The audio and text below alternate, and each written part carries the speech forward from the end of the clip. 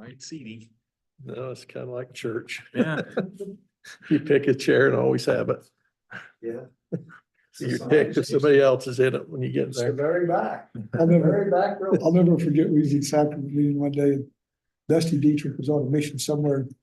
And the bishop had contacted the missionaries, and he says, I want you all to send a letter home to your mother for Mother's Day, we can read over the pulpit.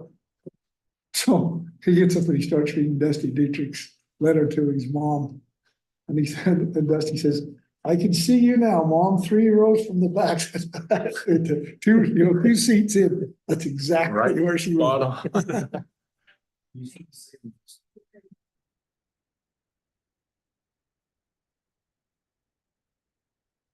Okay, whoops, let me push the button. Welcome to our Morgan City Council work meeting. The day is April 23rd, 2024. Kind of excited to go through all of this. I've been reading this from Denise. She gave me all of these things. There's a lot of words in them, in some things, but so let's go to item 1, personal policy handbook review. Has anybody had a opportunity to go through that? Or at least, Some years back. Yeah, I did. I have a couple of comments when we're ready. I can also introduce it if you want. okay, So, just took a chance to go through the personnel policy manual again. It was updated when I first got here. We just changed a few sections, but didn't do like a thorough review. So, we've just done that and then just thought would introduce it to give you a couple weeks to spend time with it. So, you know, we can talk about it tonight, but there's that. And then one of the most things are just cleanup, trying to make the policy reflect how things actually work in the office. There's quite a bit of changes in the travel policy section. And then there's a new section, 10.3. It's a new retirement benefit concept that, so that's why it's all red, and we can talk about what that means if you'd like, but I think we could start with questions first. So, well, I have one little question okay. on 3.3, anti-nepotism. And on 3B, I found out the other day, my granddaughter's gonna be working in the Parks Department for the summer. And it says the elected mayor, member of the council or city manager is a relative of an employee or applicant for employment. So we breaking the code? So, no, the state code means, refers to direct, so you can't be the direct supervisor of an employee. And I went through this in Monticello before where, we were flat out of people and my daughter was a lifeguard. Same thing happened to my son last year. We went through a hiring process, didn't find anybody, and he was available to start helping with parks. Chandler is Clark Crooks' boy, and he started working for us. They've both done a great job.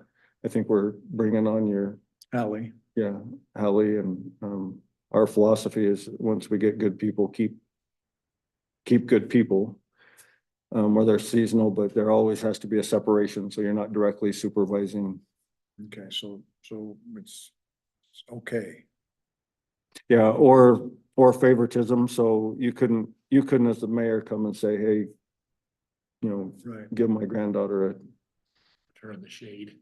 yeah, give her a leg up, or I saw that she applied, or say, create a position, you know, based on the fact that they need work or whatnot.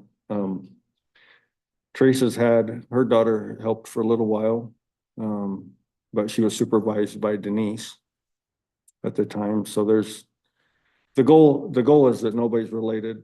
The reality, depending on the size of town you're in, means that there's employees there, they just shouldn't ever supervise each other. And then the other thing is for me not to put any pressure on the supervisor. So I like, you know, you work out your work schedule with your supervisor, and the supervisor knows they treat them just like anybody else. So that's a good question, but, We need to take out number 2 under these, it says no relative of Morgan City like official South Price. we could amend that one. Let's see, Because that's higher, not supervised. In B2, Yeah, me too. under B2.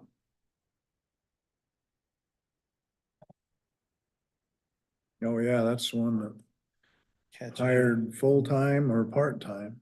No relative ones.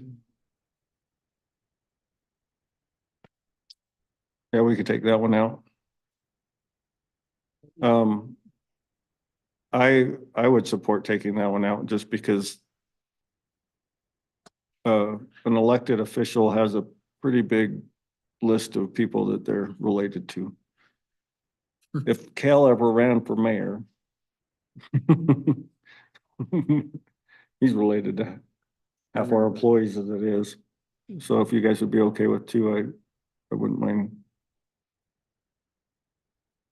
But number 1, I think number 1.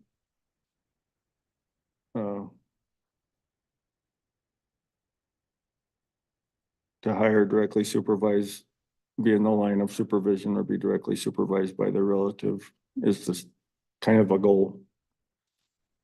And that's the goal there. So scratch 2. Yeah, we can make that change. 3.3B2.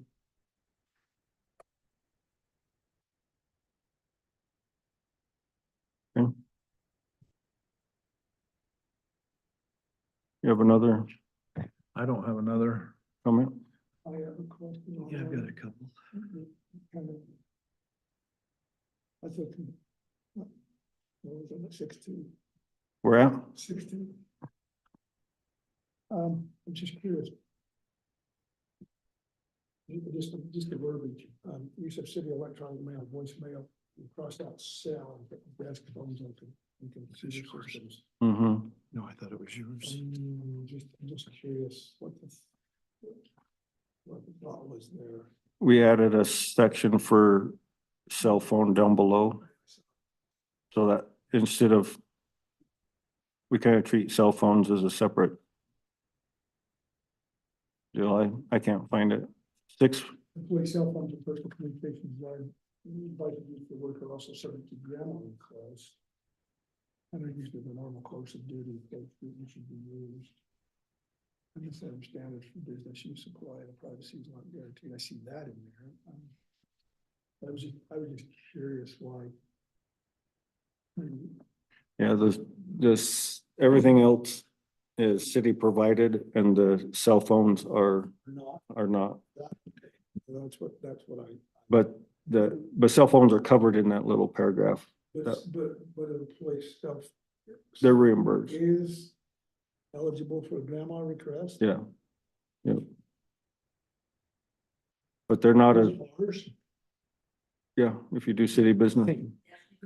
Ty's caution has been not to switch between city, don't Yeah. forward something from your city email to your personal, because now that becomes discoverable. And to use your city email, yeah, Voicemail, yeah, that's all included, right? yeah. So it's a little separate there because the cell phone's not restricted. You can, do things that you wouldn't on your desk or through your own email. You have to have your private email and your cell, but there's a notice there that, your business is discoverable on, Cell phones, your own personal. yeah. So that's back when we provided a cell phone. The city doesn't have any cell phones. Mm-mm, Yours isn't, or Clark's isn't a city phone anymore. mm-mm. Nope, everybody gets the $30 per paycheck. Yeah,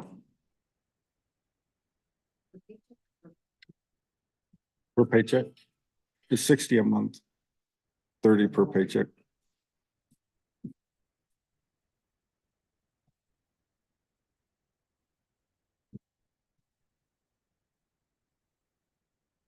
A couple of items, Ty, should I bring them up now, or you say we're gonna talk later? Well, you can bring them up because we have time to Okay. make some edits and revisit it before we look at it again. I was just saying we don't have to solve it all tonight. Yeah, we don't have to take action tonight. Yeah, Okay, well, there's a couple of things to consider. One of them really isn't directly related to the changes, but just some thoughts. Yeah. First one, page 9. Okay. Item J. Okay. Monthly statements from the bank are received by the accounts payable clerk. The section's talking about purchasing cards. Should that read monthly purchasing card statements from the bank are received by the accounts payable clerk?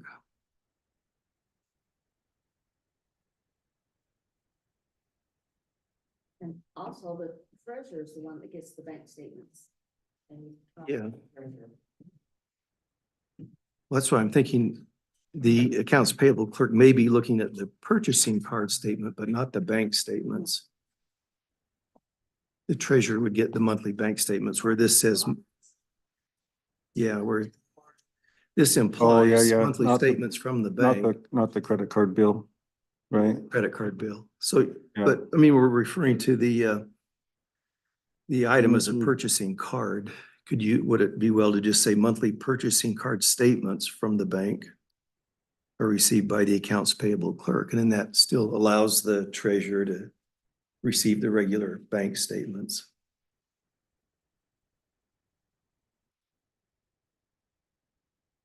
Yeah, I think that on J, I read that different where it's the statement, it's the credit card statement that we receive from the credit card company, Right, not the bank statement, right. bank statement stuff. right? So just. So that's why it says accounts payable clerk. Bank and So credit card company. the accounts payable clerk goes through, gets all of the receipts and code it for accounting purposes, and then each credit card holder is responsible to provide their own receipts. That whole paragraph is talking about Right. the credit card bill, yeah, not the, So let's define it as such then. yeah, yeah. Somewhere there too, and I don't have the exact reference, but you've crossed out credit card and used purchasing card. Should you say that rather than credit card statement? Purchasing card. There was a place that said credit card and. I know, there's a section there where I changed the wording and then halfway through I was like, why did I do that? Cause it came up so many times. Yeah, I mean, just like this, I mean, you cut your finger on Yeah. that one, for Yeah, the exactly. purchasing It's card. like once you start it, Okay, so purchasing card, yeah. So that one was J, J, 63J.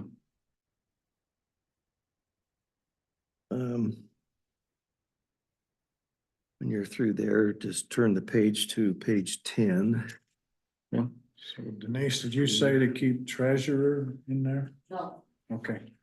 we're So gonna- We're gonna put purchasing card between monthly and statements. Right. The monthly purchasing card statements. Yeah, go to the accounts payable. Yeah. And then the treasurer still receives the bank statements, Mhm. which she always has. Mhm. The fourth paragraph down, you've crossed out, talking about an accident. Any accidents while using city vehicles shall be reported immediately to a supervisor, okay. HR to fill out an accident report. Shouldn't we also be reporting that to law enforcement, or what were your thoughts there? The same question. Yeah, so, I mean, sometimes you don't have a choice. I mean, if the accident's over a certain number of dollars, you have to Mhm. call law enforcement. so the only thing is we've had accidents with like a telephone pole Mhm. or something like that that didn't Or scratch up the side of a truck. include law enforcement, yeah. Right, or It's- but Shopping cart. but we don't, but the way I read was we'd contact local law enforcement to fill out every single Yeah, accident right. report, and it's actually the other way. So if you're in an auto accident and law enforcement shows up because there's, damage or whatnot, that's just normal, Okay, that would happen anyway. would happen We may anyway. not need to define it as what you're right? saying. But law enforcement be doing their own report. They wouldn't be doing our accident report. I mean, you could almost interpret that to say that you didn't need to, no matter, in any regard, call law enforcement, but I think most people would know if it's significant enough to call law enforcement. Yeah. Okay. And then fill out our own forms afterwards. Jumping over to page 11.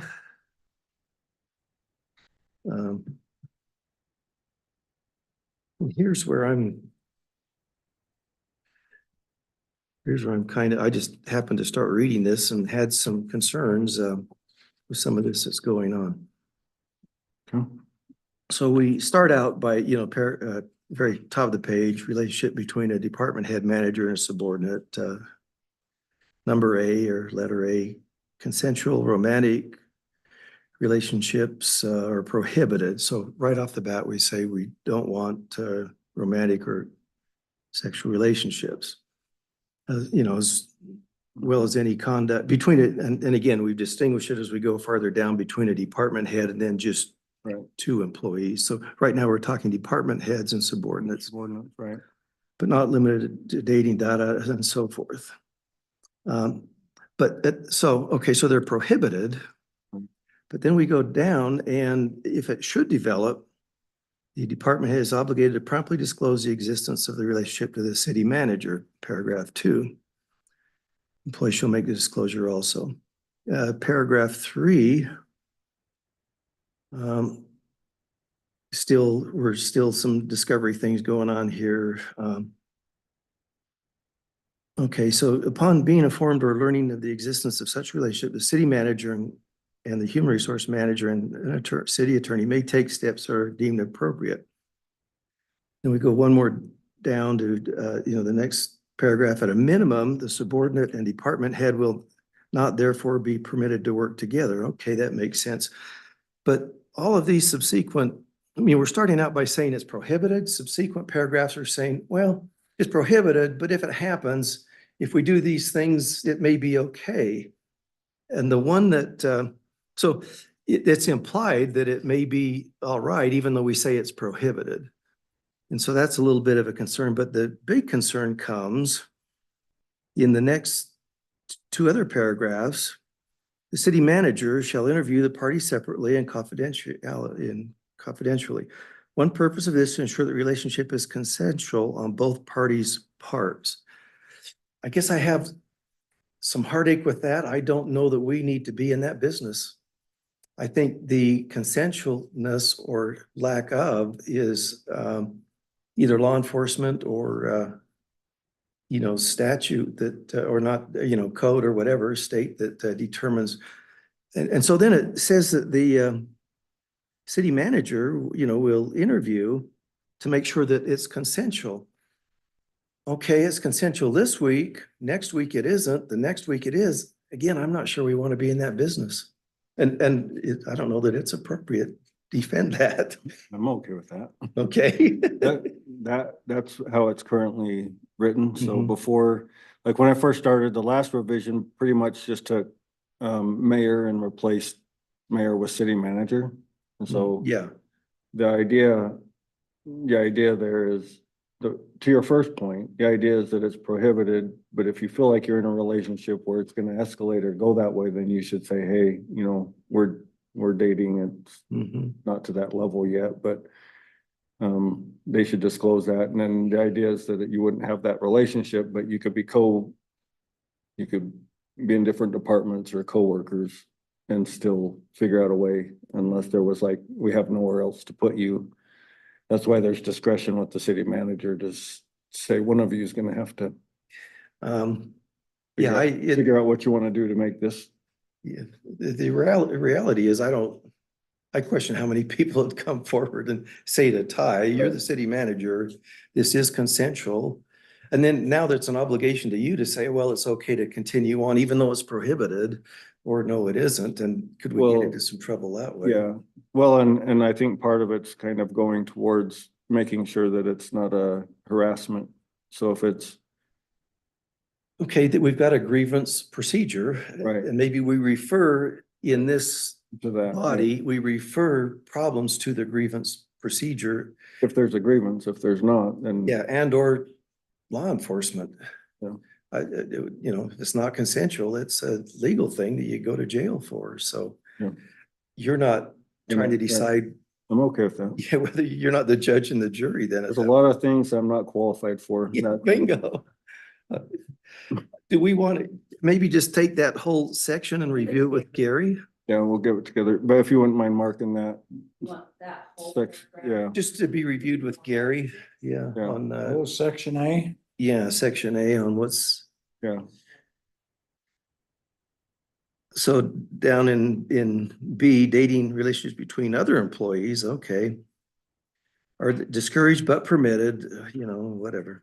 However, both employees have responsibility to notify the department head. And again, I'm gonna guess that in reality, that's not gonna always be the case. It probably would happen, would more than not happen than happen.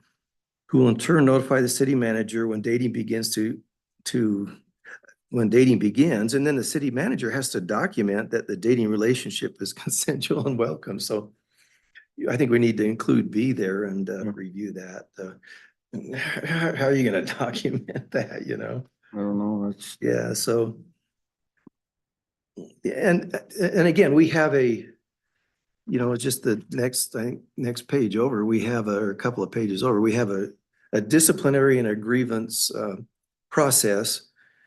And if it's prohibited, then it's subject to that disciplinary process. And I think probably leave it at that and keep us out of some trouble. okay, yeah, we'll review that. Okay. so how would you discourage two from dating? I mean, you have somebody in one department and somebody in Yeah, I don't- another department and. I don't know that you do, but I think you set your policy and say it is discouraged. And if you are dating, know that you may be, because particularly if that dating causes problems either at work or with your ability to do your job, then here's a process that you may be subject to, i.e. a disciplinary process that we've also defined in the policy, if you elect to go down that road. I don't know that we can say to somebody, you know, you can date or you can't date. That's not our call. But if you do date and we're concerned if it affects your job, then we do have a say. And in a lot of situations like that, it could lead up to termination if it was significant enough. And maybe even there's probably a higher standard if you're a supervisor than if you're just two coworkers. But if it's a supervisor department head, there's probably more a little, I think we'd look at that or a policy would look at that a little harder than they would just two employees. But say you can or can't date, or, what are you doing tonight after work? Let's go out to dinner. I mean, that's going to happen no matter where you work. So the whole purpose of this section right here is just to make sure that things are fair and equitable, and not harassment. Yeah, fair enough. And let's keep that thought in mind as we go through that. Not who's gonna broker which relationship, but. Exactly. And who's going to deem one acceptable and the other one not? And again, that. If people start arguing, we just assume that there's a romantic relationship. Yeah, But, well, last Tuesday it was consensual and by Friday it wasn't, Well, Ty's trying just to. an accusation would make. Oh, absolutely. things Sticky, even if Yeah. it's nothing there. So how's Ty gonna document all of that? I mean, you'd be forever Yeah, I know. plain, Just whatever they declare, just say, are you good? I'm good. Are you? Yep. I don't even think we wanna know it. No, but that's Yeah. that's how I read that section of Right. like documenting it. It's not like who did what on what day or Yeah. Yeah. How'd you ask? Where'd you go to dinner? Yeah, I one of the hear 5 you. places in town. Did you get her home on time so she could get to work? I didn't come to work till noon because of the night before. I don't know. Yeah. But anyway, that's the whole tone, is just to protect people from, a supervisor and a subordinate. That relationship just never So never works, because it'll never be viewed as fair and equitable. Like the key is harassment, Yeah, and harassment. we need to preserve that and protect, and to that point, we discussed that Yep. here a couple of meetings ago to a pretty good length with as a policy or program that addresses that. And again, maybe that's even referred to in this section. Yeah. If that's the concern, but Well, I married 2 teachers that met each other at school. yeah, Yeah. there you go. And their lateral, There, they really don't have any bearing on each other's Yeah. performance or evaluation. Both in the middle school and. Yeah. Yep, that's, absolutely. So, yeah. Yeah. Oh, and as a bishop, he married the, oh, I see. No, as a mayor, just. No. recently, yeah. Just recently. You don't live far enough I didn't know south that, there. we didn't have a middle school. Yeah, you don't live far enough. It wasn't until 7th grade. okay, yeah, You don't But live that far was enough all south in the to marry same that school. many. You remember that well. you have a couple more? That's all. Okay. That's all? Yep. So I'll just go over 10.3 if you don't mind. That's Since, fine. Real quick question. Yeah. before we move on. It's on page 12. Okay. And the written notice warning, okay, so it talks about a written warning may be given by the city manager and or employees department head for minor violations. Then you've crossed out after pro, this is one. However, a verbal warning may be given instead of a written warning for first-time misconduct or other serious offenses. It seems to me if it's a serious offense, yeah, there needs to be something more than a verbal warning, because you're at some point gonna want documentation of that, is that correct? yep, that's true. Nowadays especially. Documentation, yeah. Yeah, so, which, It's the word serious offense that got my attention, I thought, well, I wanna give a verbal for serious offense, so. yeah.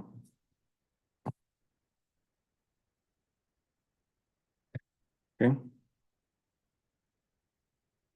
So 10.3 is the new section,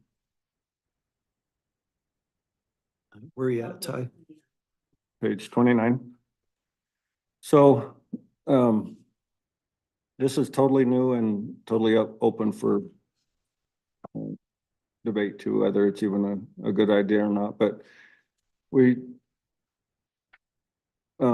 what it is, it's an incentive. So if an employee wants in their, last year of employment, if they have a solid, I'm gonna retire at a certain date, and they give us a year's notice, they would get a 6% increase for that remaining year for letting us know. But they would also sign a contract that they will keep that retirement date. So they have to be totally eligible for retirement. They would get a 6% bonus, and then at the beginning of that year, or however many months up to the last 3 months, they could do it for 6 months, they could do it for 8 months. Whenever they have that set retirement date, we would sit down and I would give them a list of things to accomplish. Like we would work together on saying, if you're gonna go out, let's get let's get somebody else hired. That's our big problem, is we don't have a deep bench. We don't have anybody in line to be a treasurer. We don't have anybody in line to be HR. We don't have anybody in line to do cemeteries or a recorder or community development, right? And so it kind of forms a contractual agreement. It's totally optional. So an employee can say, no, I'll just wait and give my 30 days, when I'm ready to retire. And then we're Scrambling. where we're at currently, right? But it's a little incentive to say you could get a little bit of a last year, it'll help your retirement. It'll go into your retirement. Came up with 6% because every year of service is worth 2%. So, and your retirement's based on your highest 3 years. And so, that helps the employee kind of boost that last 3 years worth of retirement for their last year. So we've checked with the retirement with URS, and they said that that works perfect. You can do that, no problem. And then it just becomes a contractual agreement. So one of the things is you can get them replaced, but then you can give them a separate set of duties. So, so like if it was like Denise, for example, we could hire somebody else. They could both work on meetings, but that new person could start taking over the meetings and the minutes. Well, Denise started working on, let me get this organized and let me get this written in the policy manual, or let me get this process figured out, right? So that there's a handoff, but we can take what's in their head and institutionalize it or bring it back in. Yeah, good luck with any of us, but right, but that's a lot of stuff that we don't have time to do because we're so busy doing our daily activities. And so it's optional, just a concept, helps us, helps the employee. But the once you start down that path, they would have to commit to that retirement date, because it's going to be very difficult to back out of that and say, well, we've already hired somebody. We were going to have you work in this line in order to accomplish a lot. But one of the big advantages that I've thought of is having an employee hire or retire on a high note. Right? Like, I wrap this up, I've got all my stuff in order, I've handed it off, and I've left the city in a much better place, but have it be a productive year last year before retirement. Instead of well, I'm just gonna, keep dragging it on, or however that might work. Everybody's gonna be different. So what if life gets in the way and say their spouse dies? So that's, they have to, if they're ready to retire, they're ready to retire regardless, Okay, right? So it means, that's the idea is, right? Like your social security, your age, you have to be eligible for URS retirement. So that payment would be there. You wouldn't need the health insurance anymore. And so there's not very many, that's kind of what we contemplated, and is it kind of helps to say, no, if I'm ready to retire, I'm ready to retire. So okay. You know what I mean? Yeah.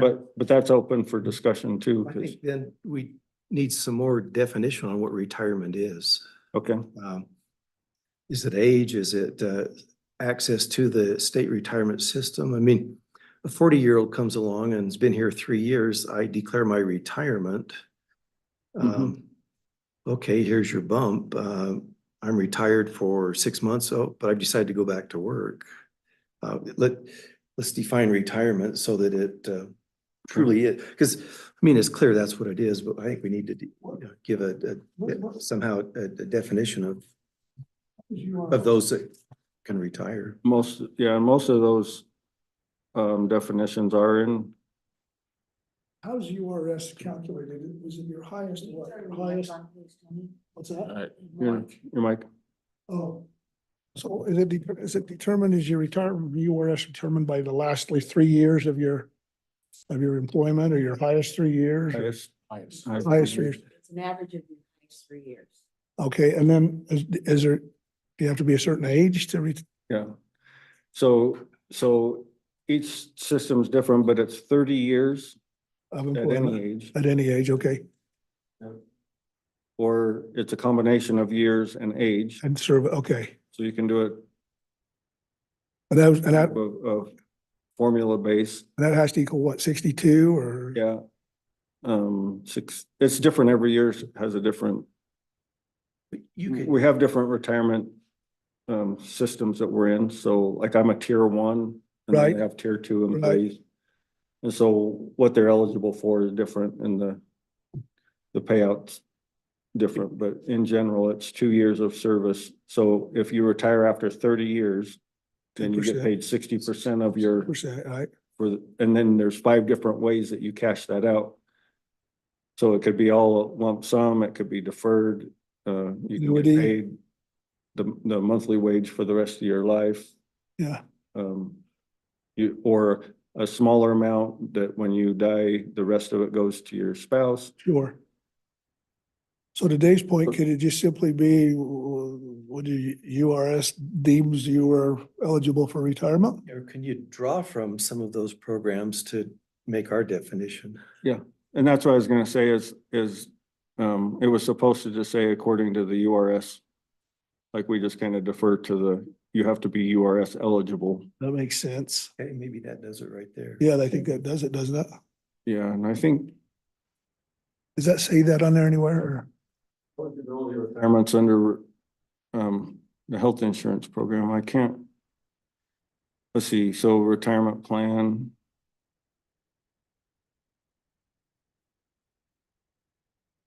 So it really should then, what you're looking at, I guess, Ty, here is it really should help with succession planning, I'm guessing, right? I mean, That's the idea.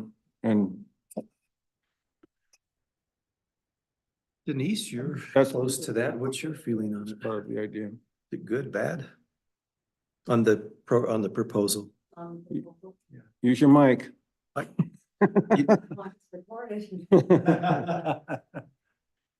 No, because go ahead, but we have talked through it with some staff to see.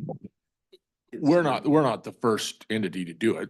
I know, right, the school district, if you'll declare your date early enough in the year, they'll give you a bonus because now they can get out ahead at the universities to hire. Gotcha. You don't have to take advantage of it. You can just come to the end of the school year and say, I'm done, draw your retirement, and school district find somebody to replace me. If you let them know at a certain point, the year before, then Gotcha. there's an incentive that they'll give you for succession planning and to do that. Your words. Well, it's a retirement benefit unless you're like me and have worked 32 years in a system or come to a new place and I'm on my steps. By the time I retire, I'll be at the end of my steps. I would not qualify for the 6%. Mhm. So for me, this isn't a beneficial retirement. So if somebody's at the end of their career and they're at the top of their salary, Now, then they're not eligible for it. Yeah, there has to be room in. There your- has to be room to build, to go up. So You still have steps left. I think I have one. Yeah, that makes sense. So it'd be whatever's left. just to So match it would up. be like 3% 3%. or, So that, I guess on a plus note though, whether you had the bonus or not, you still get your highest retirement because you're at the highest wage. it's But I look at Well, it as a yes. penalty, even though, For that last year. yeah, even though they're at the highest step, it's sort of a penalty if you don't get, if you come to somebody and highest I can go, and I'll be retiring in a year, I think there should still be some sort of benefit for. Could you?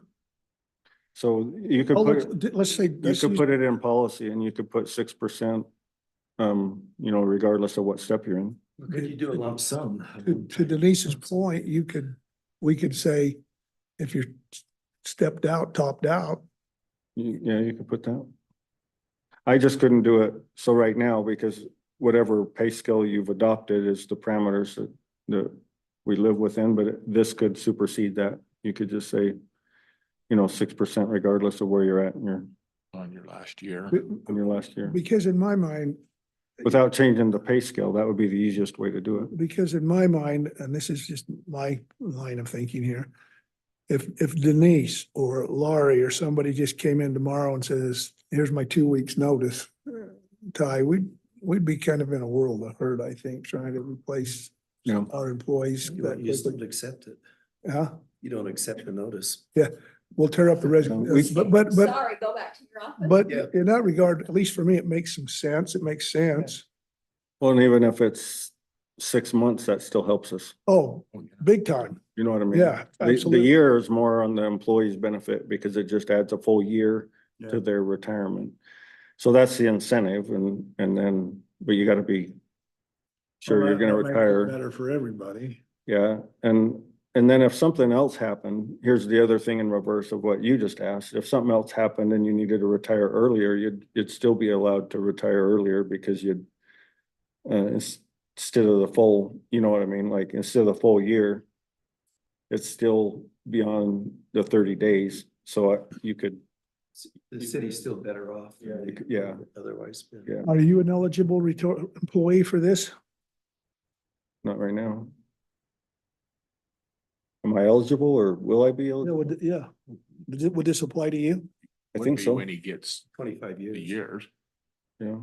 Well, yeah, I mean, if by URS, if you were, yeah, he wasn't so darn young.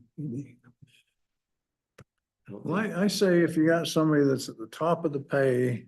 Yeah. They've taken all the steps and Well, that's kind of the goal that we didn't have before is we've adjusted all the pay scales and then we have moved people so that we do have people kind of progressing towards the top. We have some mid-career people that are in the middle of their pay scale, you know what I mean? We just move them on. so that wouldn't be hard to do, just if Yeah, just say 6% regardless of your, And then to your point, if we could make that, if we could make that higher, again, let's.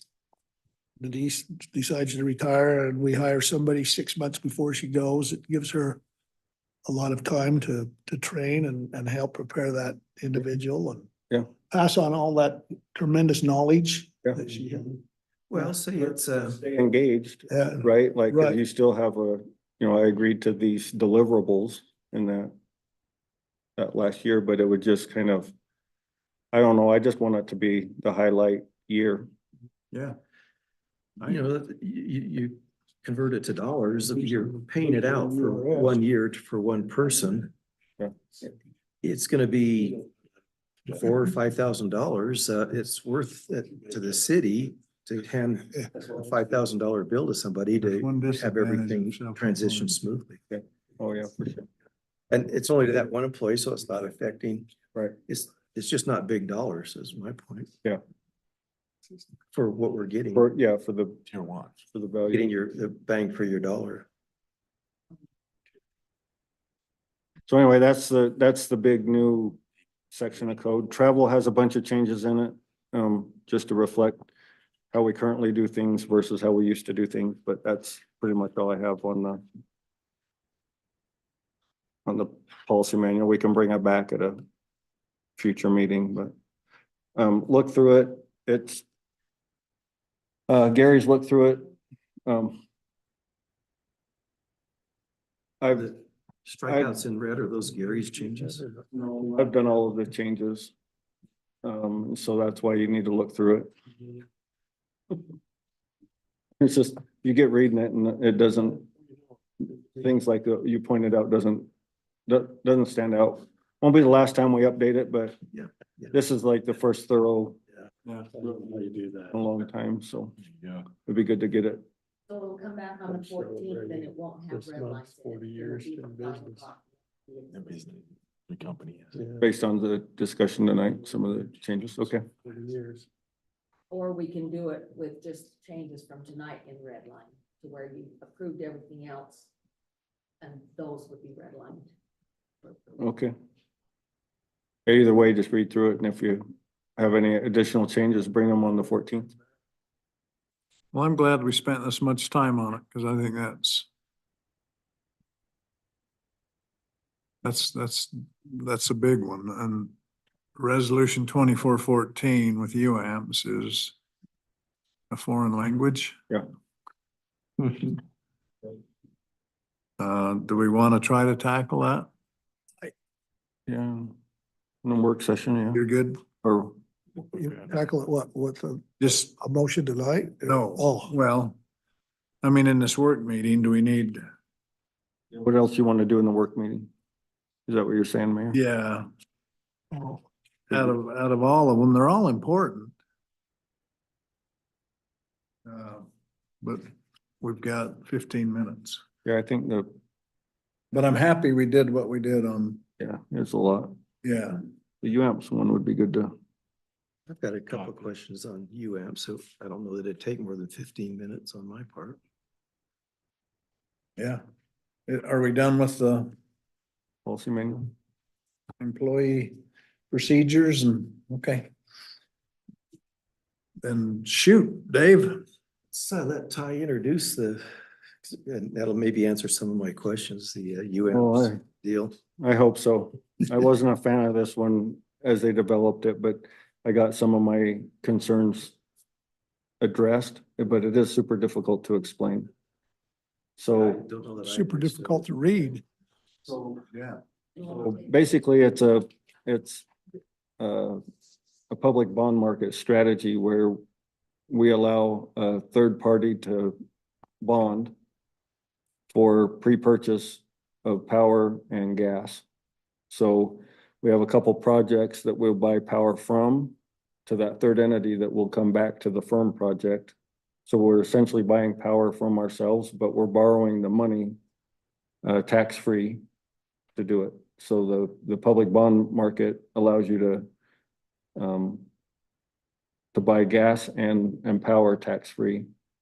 And so it's basically fronting the money to do pre-purchases. So that's the advantage to UAMPS is to pre-purchase the power at the current bond market rate, but allows a third party that's going to deliver the power to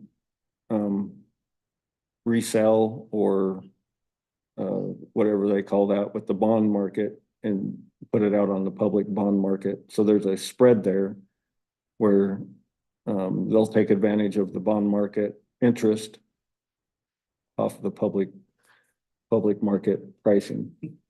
So it's a lot of back and forth, but there's another third party that's set up that runs it all through. For us, for UAMPS, the big advantage is to borrow the money to pre-purchase well in advance the power and gas. So right now we currently don't have gas, but that third party would buy the gas for us from the bond. They'd repay the bond. They're responsible to repay the bond and manage all of the finances. And because it's their bond and not us, it's just Right. they're using us as the entity. If those bond payments aren't made or they make bad purchases for gas or power, then we're not injured. They're the ones holding the financial risk or burden, but it's their opportunity. Their upside is really to say, we're going to borrow money on the public bond market and do things with it in order to accelerate the interest. So they're going to borrow money, make money on the interest and then provide us power. So is that what you understood when you read through all this? Got a little bit of a different take and tell me what you think. Okay. But I think what you're saying is Somewhat? part of it. Okay. And maybe more than what I've got. It appeared to me, first, the company that's bonding is borrowing money and UAMPS is not responsible to make the payment on that bond. But UAMPS does, and the lender of the bond isn't gonna give this company money unless there's a source of repayment. So what UAMPS does is assign, and that's where we come involved because we have a stream of revenue from these power projects that are coming our way, the solar, whatever it happens to be. And we assign those streams of revenue through UAMPS to the bondholder who says to the investors, I've got this revenue stream that I can take and pay you back. And so now they feel confident that, just like when we did our sales tax revenue, we had to have a stream of revenue Yeah, like a revenue bond, yeah. revenue bond to support the bond, to have a way to pay it back. Yep.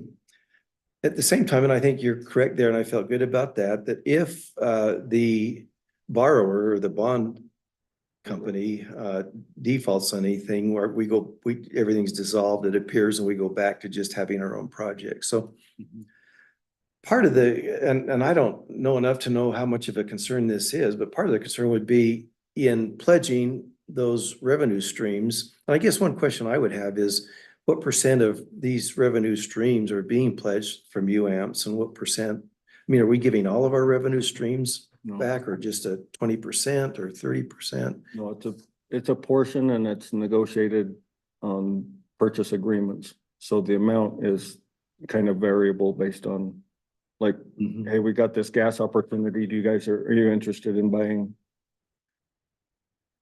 But it looked to me like we give them that stream to pay their bond back. So on the And- stream, then it's Steel Solar, Or- Steel Solar 1 and B in Red Mesa, Yeah, but not all of UAMPS is part of that. part of that. But I don't know percentage of Steel Solar 1 and Yeah, A and B. I I don't know. mean, yeah, UAMPS, that'd be a good question to know how much UAMPS is committing. Because if they were committing 100% of something, there may be some current concern just because of the concentration Yeah. of committing that much. It looked like at the end of our streams, and they call them lease agreements, these Mhm. revenue streams, our streams cut out at 25 years, the bond goes 30. And so I guess we just wait for 25 years and throw some other streams of income at it to finish paying it off. Yeah, renegotiated. But it seemed to me like we were doing this so that we could take advantage of a pre-tax versus a post-tax arrangement. In other words, Our power. yeah, taxes don't need to be paid on this money that we're on the power that we're purchasing through the bond where maybe the otherwise would, and that would be the benefit to us. If taxes at a 10% rate or 15% rate, we now get our power for 15% less than we otherwise would. Yep. So it looked to me like the big advantage or the reason that we do this is to save on taxes. We get the power pre-tax versus paying tax on it, which, would be a savings.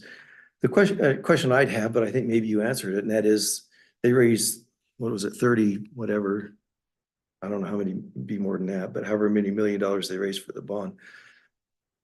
They use that money to purchase power in advance, contracts in advance. Is that, they give that money to producers to commit to a lower rate? No, it's a revenue stream like what you talked about. So it's that commitment of a pre-revenue stream. Right, but what is So what does I think it allows them, Southeast Energy creates the bond? What do they do with the money that they take out a bond? They're given a bunch of money. What do they do with it? The bond holders. Yeah. Right? No, the bondholders would be the investors. Yeah, you could be. Yeah, it could be your you get retirement. so they have to buy power with it. And so whatever they're buying from us, there's another opportunity that they could buy gas for us. If that doesn't even make sense, because we don't have gas, but they could buy the gas Well, whether. for one of our Gas our or, future yeah, projects. gas or power, whatever, but But they have to use the bond to buy power and gas, okay. right? But Do- they can, that's to hit the requirement of the pre-tax.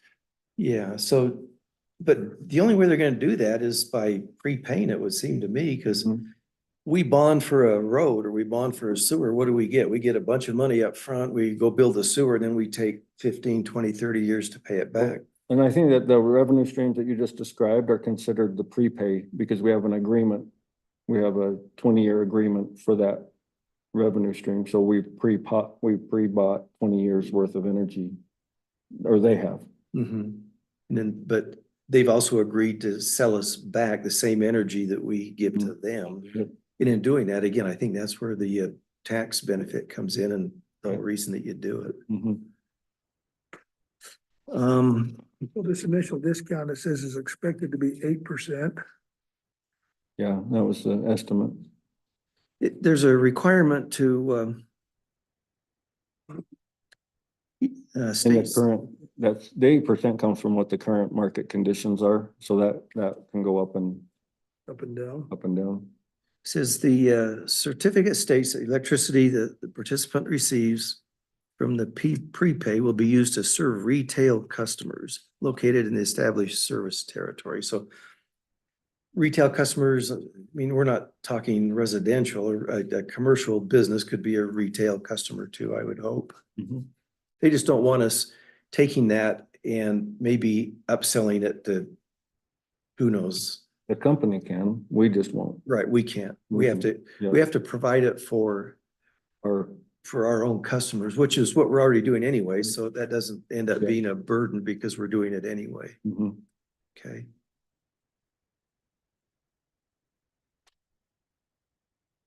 It, well, that goes on to say that, You're doing a much Participant- better job explaining it than me, though. This is awesome. I was Participant- hoping he was gonna be here tonight. a participant uses, The banker, Yeah, the banker. yeah, the prepaid electricity for a non-qualified use, if during the term the participant uses the electricity for non-qualified use, but I don't know, I mean, you could say, well, what's a non-qualified use, but Mhm. I think a good example of a non-qualified use would be, we take the power back, maybe we don't need it all, and so we sell it to some other city that's not in our service area. Or we sell it for a commercial gain. We'll probably just sell it back to ourselves Yeah, right, but we just don't, as part of the firm project. Yeah. we just don't make a business, we don't start our own Oh, right, yeah. subset of UAMPS and say, anybody, come Yeah. on over, everybody, we got some cheap Yeah. power that we can Yeah, sell no, you. it's have to just how we're currently operating. We have to sell it within our service area too, it said, you know. okay, so Dave, you walked me through this one, all right, or Ty? I gotta be held by the hand on this one. So Dave, you say, okay, I'm gonna buy some of these tax exempt bonds, okay, and they're 3%, whatever, all right? And so they're gonna take your money, okay, they're gonna give you 3%, right, Like you, or me. if you were the investor. Right? And they're gonna go out with it and they're gonna make prepayments on gas and electricity, correct? Yeah, they're gonna buy, So they're gonna buy that gas or electricity, and then at some point in time, they're going to sell that back to to us, the same degree that we, Mhm. but Give them- certainly with enough profit in there to cover that 3% bond issuance. yeah, Am I seeing that correctly? gotta be a component of it, yeah. Yeah. But I think they, as the entity, can also sell or do other things with the bond With the that bond, we can't. Is that a concern? Do we with need the to? with the bond money? That's what my concern was earlier, is they're taking advantage of the public bond market. Right. And reissuing it to investors at whatever Yeah, the market dictates, and they're taking it, that's where all their revenue is in that gap, That margin. that margin, and that margin goes up and down all the time, but over the 30 years, it's, it's gonna win, but we're not financially responsible for those decisions. right, we don't, Yeah. we're not on the hook. The only thing we're on the hook for is we have to Pledge give them the power, our powers. and then we get the power back at tax-free. And at the point that they couldn't pay the power back, they've defaulted on their agreement and I'll go back to where we are Where we are today. today Yeah. without it. That's built We're just, into it. tonight, we're approving this resolution to, Yep, so each entity that participates in one of the projects is part of the firm power project, so we're part of Steel Solar B. That's why it came back to our governing body, because the UAMPS requires each governing board to sign a resolution that they're on it, but they've vetted the agreements. I mean, it's taken them months it's been a year that they've been working on the Has agreement. so. Gary looked at it, would it be well to run it by him too? We could, Yeah, I think that's probably not a bad thing. Yeah. With his background and. yeah. So anyway, when we vote on it, you could put that As a condition. a condition that Gary reviews it. Gotcha. So barring if Gary sees any big like red flags, but really UAMPS is protected and we're a member of UAMPS. So for any of that to come clear back to the city is pretty, Yeah, I don't see it. It can't happen, really. I mean, it gets involved enough, you just hope there's not something out there that you don't see. I mean, Right, yeah, yeah. No, so we can do that. I mean, I'd be okay with that, just to. No revision on it. Dave helping me explain it. I think between your comments and the discussion, we probably have an idea. Good of what's handle on going it. on. I won't say a Idea good than when handle, I but just read it. the good news is it'll be, Little idea. it'll be council's, 10 years from now, they'll have to deal with any problems. Get the hook out of our mouth. Okay, well, we actually got farther than I anticipated, Well, that didn't take as long. so thank you, everybody, and we'll get ourselves ready for the next meeting. Adjourned. He's done it.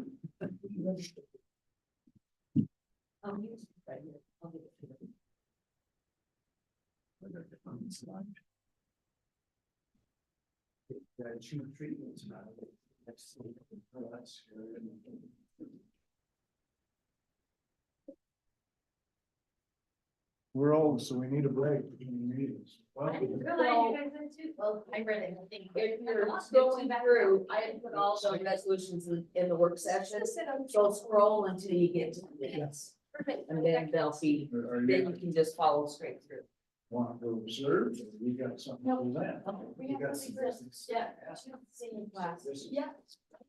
Okay. Did you get it, Jeff? It did come through? I know. You'll pull it up on here. I can, yeah. I, It covers the video, but. You want me to go get my laptop? No, that's all right. But long as we're on here this time.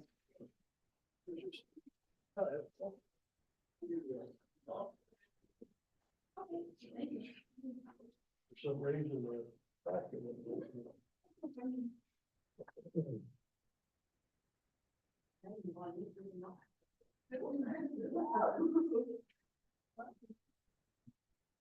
No, we can't. Now we'll have to see them on us. Yeah. Way better than that. It's okay. We're gonna put a thing on ours that says like or subscribe on our YouTube channel now that we have popular people here. You guys know how to boost it, right? I never do.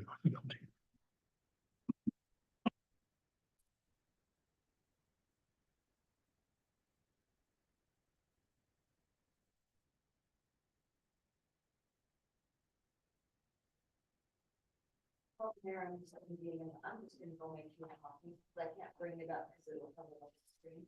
Oh, So, That's-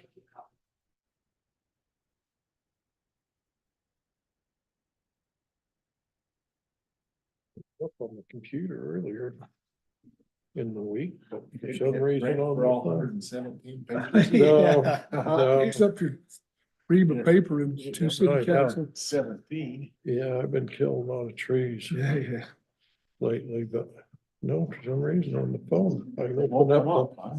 I can open up the warrants in the packet, or the The agenda, but. agenda, not the packet. And over on the side, it don't have a little icon, so. Like I say, it could on my computer, so I'm not sure what the heck's going on the phone. I just need to bring my computer.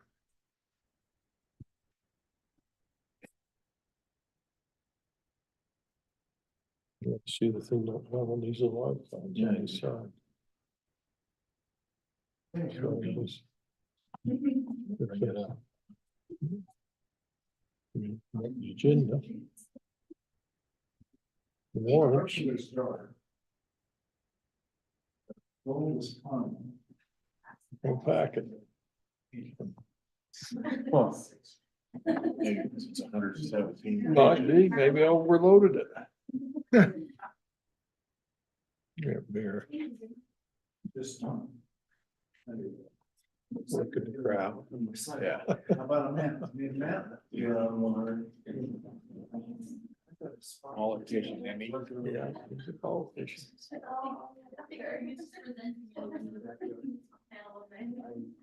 What have we done with these cheerleaders in the past? What? The cheerleaders. Well, just whatever it is. Well, 500. 500. Flags. Flags we buy. Flags. Four, Or six. six, some of the city parks, some out there. And then I'm sure these other two are here wanting to do a Senior project. Thanks Don't for let killing that tree. you use the ream of paper there, Bill. Graduation.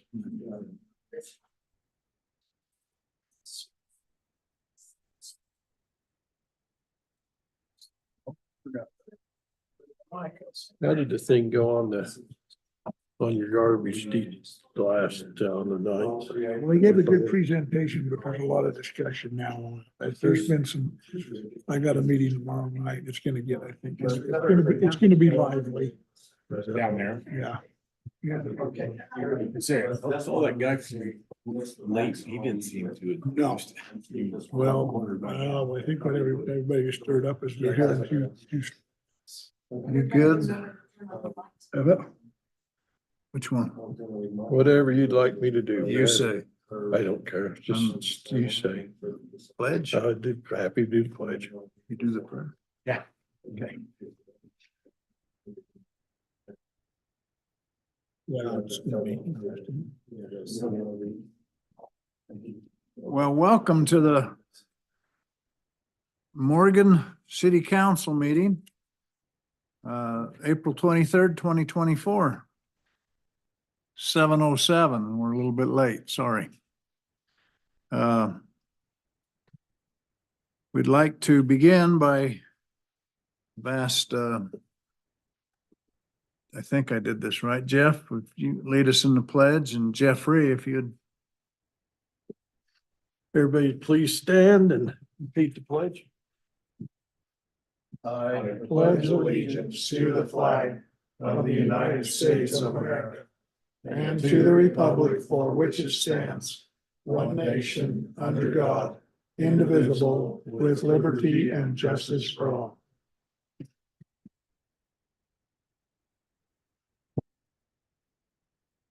Our Father in heaven, we're grateful for this beautiful spring evening that we have to meet here in the city council chambers of Morgan City, and for the valley and the protection that we have here in our community. And we're grateful for those that have served and continue to serve to protect our rights, our freedoms, and the way of life that we love here in Morgan County. We ask a blessing tonight that we'll be able to think clearly and make decisions that will be in the best interest of the citizens of Morgan City currently, and those that will be here in the future, that will be able to continue to have a safe and great place to raise families and to be able to live. We ask a blessing to be upon those that protect our rights and freedoms around the world and in our community. Watch over, protect them and their families, and let them know of our support for them. And bless our national and state and other leaders, that they too will continue to do what's in the best interest of the citizens of this country. And we're grateful to have these young ladies from Morgan High School here. Bless those that attend Morgan High School, that they'll continue to learn and develop so that they too can become the leaders of the future. We say these things in the name of Jesus Christ. Amen. Amen. Thank you. Item C. Anybody got a motion to approve the meeting's agenda? So moved. I'll second that, Mayor. Okay, we have a motion from Tony, a second from Jeffrey. All in favor? Aye. Okay, Denise, that's unanimous. Let's hurry to the consent agenda, and we have minutes from March 12th, March of the work meeting, the council meeting on March 12th. March 26th, work meeting, March 26th, council meeting, and then April 9th. And also the warrants. Is there any discussion on any of them, or? So do we have a motion? Move that we Accept the minutes of the city council work meeting. The city council meeting of March 12th, the work and council meeting of March 26th. The council meeting of April 9th, and the warrants from 3/22 to 4/19/24. Do we have a second? I'll second it. Okay, we have a motion from Dave, a second from Tony. All in favor? Aye. Okay, Denise, that's unanimous. I don't see any hands up on the big screen or for citizen comments. Okay, well, let's move into these. Excited to have you young ladies here. Appreciate you representing your school, and just wanted to give you kind of an old man's thing. You'll never forget your experience. Some of us graduated clear back when they were almost covered wagons. Careful. But high school can be a great experience, or it can be a hard one, but we appreciate you being you being so willing to present to us. So I will let's have the Morgan High cheerleaders with the flag fundraising program. So Brinley Wimpy and Capri Crowther. Awesome. Good to meet you. If you would step up to that podium and present your, Yeah, make sure it's green. Okay. what's that? We need to move the camera. Or no? You're not on screen. I can do it. I just wondered if we.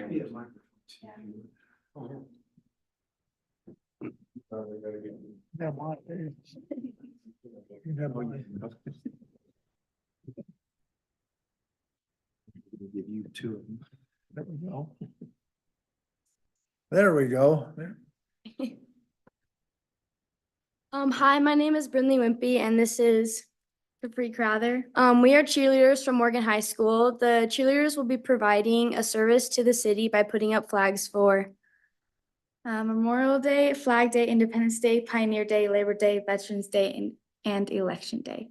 The cost is $35 for one flag for all of these holidays. In the past, the city has purchased 6 flags. Is this something the city would like to do again? And if so, how many flags?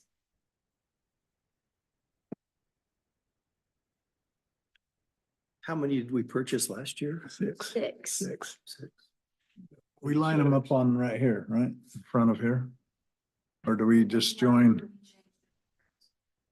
had 3 on each side of your sidewalk last year. And then the county does. They do around the corner. We need some more in the city park. And then there's some we should do No, at the should park. do, we need some. Have we ever had them over there? I don't know. We ever had them at the city park? The entrance to the city park? I've only been a cheer mom for 1 year and I do not think they've had them last year. I know in the past they may have had them at the cemetery in the park. I think that might have, you and them, how long have you been here? I'm not sure. They used to put them at the cemetery on Memorial Day. And then they did put one at the park. But last year we decided to just go 6 right in front of the building.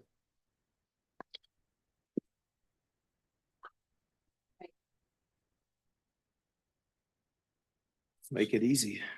Well, you I know, don't- inflation I don't- also hit the schools. I think we got to team up for a couple more.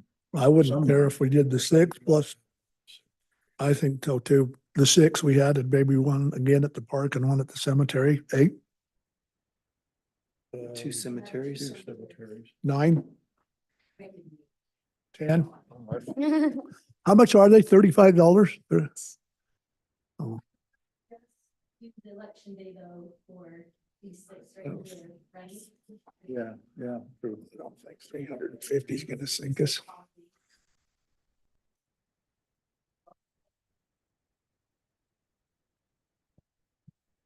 I'm all up for 10. Where would we put the 10th one?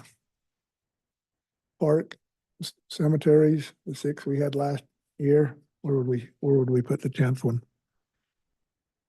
We'll just add it to here. I think you could do two. at each park. Yeah, one on each side. Yeah, Both sides. one on either side. Sure. Okay, Instead of just one flag, you know what I mean, just. at the entrance Over of the the park. park, just on each side. Is that 10? Did you keep counting? That was 10. But with the election day, we wouldn't necessarily need them in front of the park or the cemeteries. Just, So, They can't. but to make accounting easier, we could just put the 6th. 10 up here during election day. Spread them all around. Yeah, if you go this way and maybe They're This all one. on the side. a little bit. Or you can come up the sidewalk coming into the building, some. Don't you think that'd be easier if we just said, okay, 10 instead of 7 for whatever and one time and 10 for the other? It might be confusing, so. That's my thoughts. Sounds good. Yeah. Yeah. At the Riverside Park, Mhm. one on each side of the entrance Uh-huh.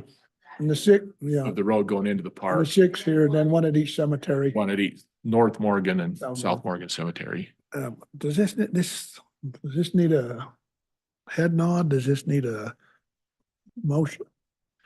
A motion? Oh, I think we need a motion. Motion to approve $10. Okay, Mayor, Are you ready? I am. Okay. I will make a motion to approve the, what's the word I'm looking for here? Not a purchase, the To participate in. participate Flag. in the Fundraiser. participate in the cheerleading fundraiser by pledging for 10 flags at $35 each. $350. I'll second. Second, okay, we have a motion from Tony, a second from Dave and Jeffrey. Aye. Jeff? Aye. Tony? Aye. Dave? Aye. It's unanimous, ladies. Thank you. You? Brinley, who do you belong to? What? Who's your parents? Megan and Todd Wimpy. Oh, okay, Todd? All right, okay. It's pretty bad when you get to the age you have to know who their parents are. Yeah. Mhm. That would be fun, our high school sweetheart, so yeah, I was a Smith back then.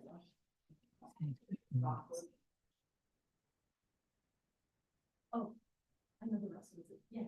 It's- Oh, yeah, Russell. Yeah.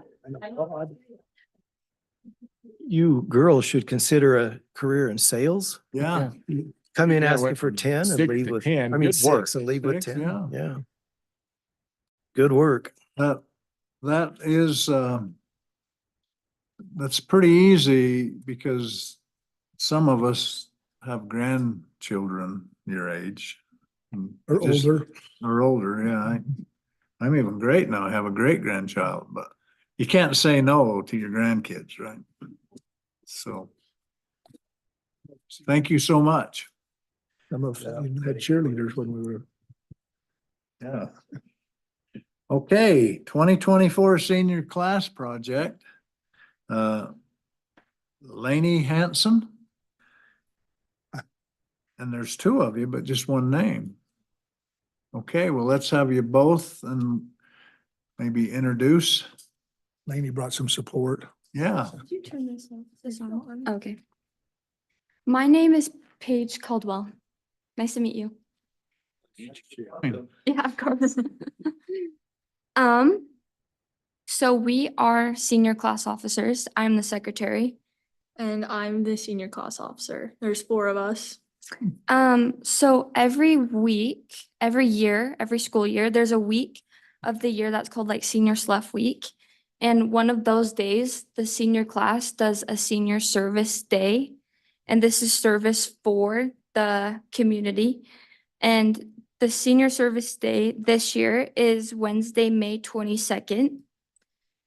We were wondering what service projects we needed to be done that the senior class officers or the senior class could do in the county for a return of a donation on behalf of the senior class.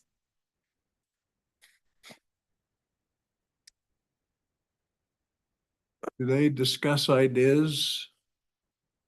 We were told last year that the city had need for painting at the fairgrounds on some bleachers, just some little repairs there. And that is what the seniors did last year, as well as whitewashing them, but that's separate. How have we been participating as far as monetary, Usually 500. 500? Yeah. The Operation Graduation, is that what it's? Mhm. So we typically go back and forth and bring ideas with the staff. So between roads and parks, we usually pick a project, and now that we have a date, we can. So you could just say we'll support it, and then we will figure out To be determined. the amount of the activity. I don't think anybody has prepared right now a project in mind Okay, for that day. And then we need to know how many people to expect. okay. 274 seniors. So I'm guessing around there. Or less. But if you divide up, like if that day, so the project you just Right. described was actually in the county, not the city. Mm. And so if you might say, 50 people are gonna go here, or we Right. have 3 projects. Okay. How many people? And then if we need equipment or whatnot, we can work through that. Okay, Sounds good. So logistics will handle it. Where Council, if you're coordinate with just senior class leadership, yeah. leadership? So you'd have advisors over who we would contact with a project. okay. Our head advisor is Jennifer Clark. Okay. And And if there was a need for a backhoe or a whatever, we could provide that service, right? Ty? Yeah, we usually put the project together and they just provide the labor. Okay. You guys operate backhoes, don't you? now we do. Good answer. Oh, there'd be a Ty, be our line of, contact. there'd be a line of people waiting for their turn. That would be, Would you be our contact then? Yeah.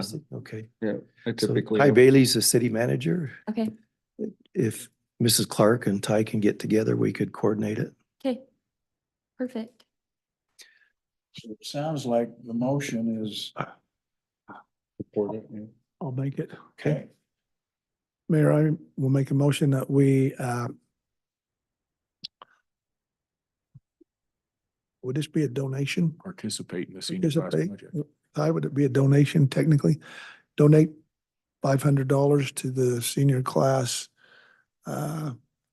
project, and that project to be determined by the city staff and senior class advisor. That sound okay? Go ahead, Jeff. I'll second that, Mayor. okay, so Tony's made a motion to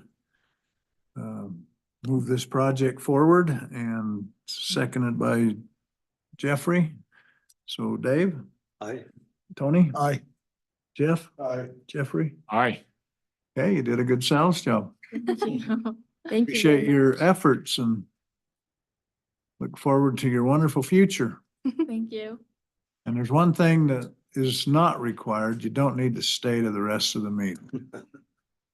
You're welcome to, You but can if you want. But on your way out, grab another chocolate. Thank you. Good Tell night, Todd ladies. hi.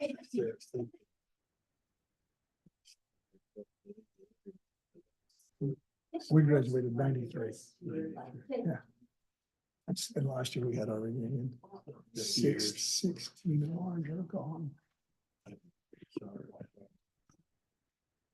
Last year, 73, so we are 50, last year, 93, 16. That's a year behind me. Steve was a year ahead of me. Uh-huh. Did you have your class, Steve, you remember? 99. You were bigger than we were.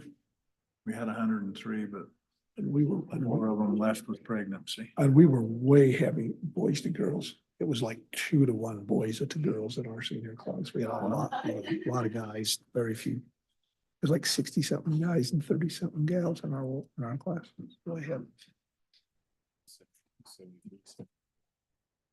What did she say? 274? When they do reclass. Times have changed. When they do Good evening. When they do reclass. Good night. They do reclassifications, they look at top 3 grades and the top. Okay, let's move to item C. Adoption of amendment to Title 8, Chapter 8 dash or .08, backflow and cross connections of the Morgan City Code Ordinance 2406. So Ty?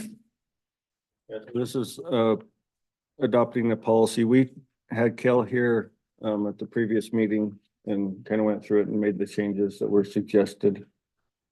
We currently do not have a policy for backflow and cross connection, so based on state code, we're adopting it with your. That's what we're proposing, right? Go ahead.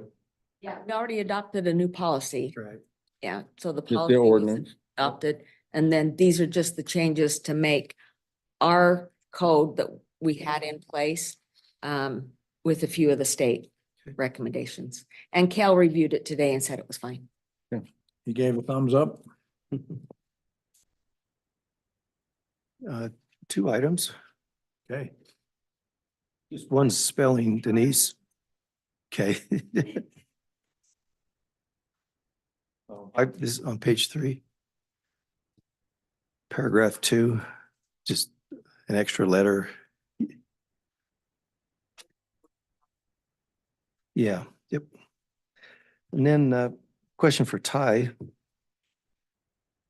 City as resource permit shall notify in writing all consumers of the need for the periodic system survey to ensure compliance with existing applicable minimum health and safety standards. Do we do that and will we do that?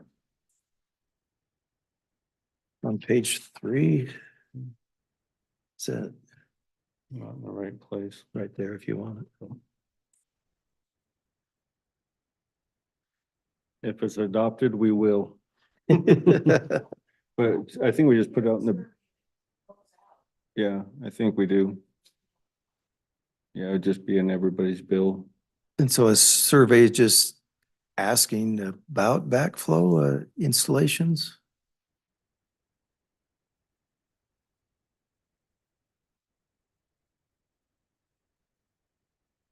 Yeah, there is a survey that goes out and it's just it's not, it doesn't blanket, it's a sample size, but. Oh, I see. It's It's not not every resident Every is- resident. okay.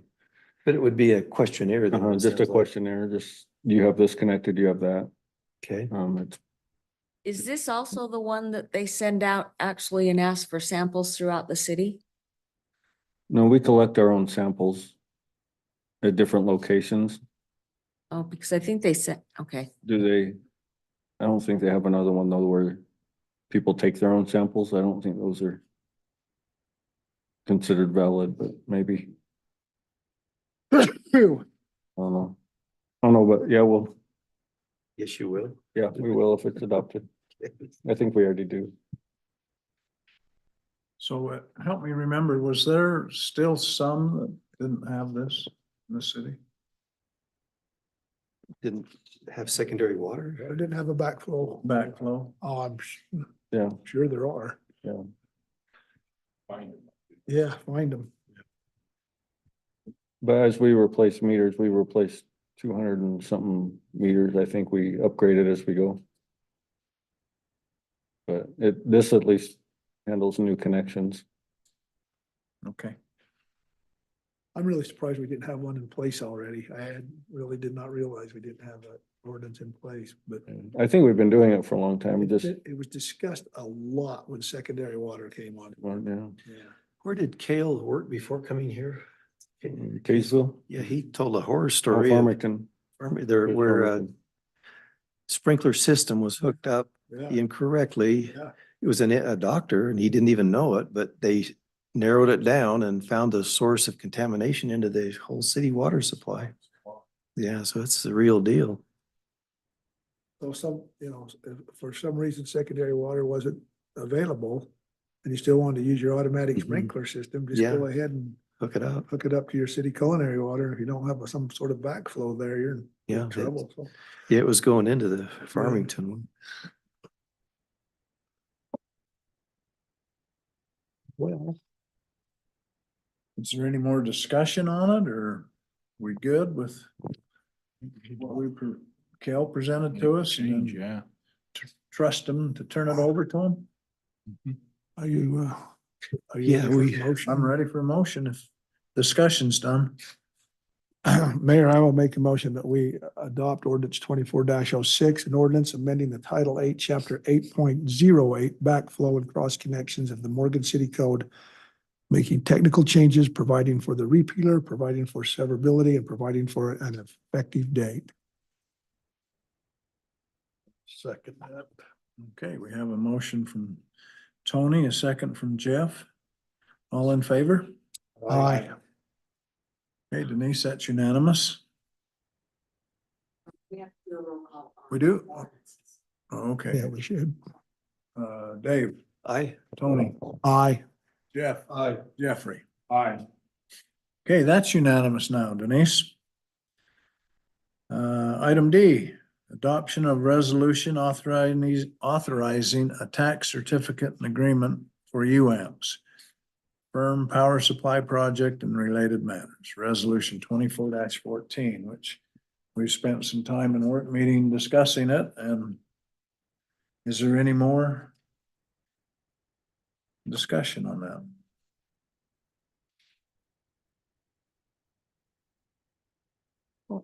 When would this go into effect, Ty, right away, or is it in effect, or?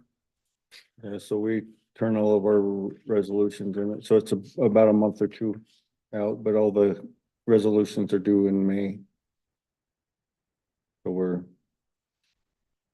depending on when each entity meets, their meeting schedules are different. I think they'll collect them all in May and then execute the agreement in June or July.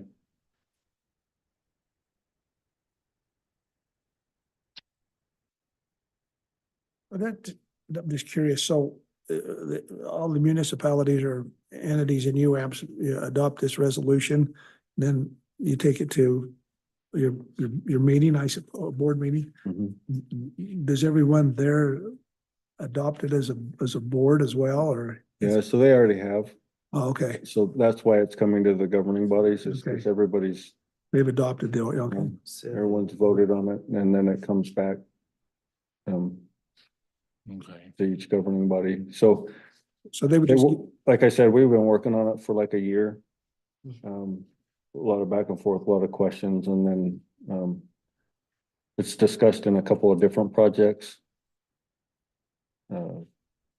Because it's in the Firm Power project, but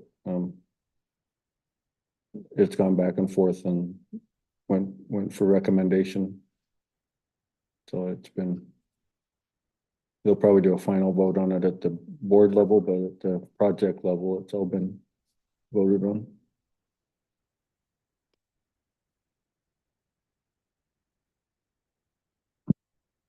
Mayor, I'd make a motion.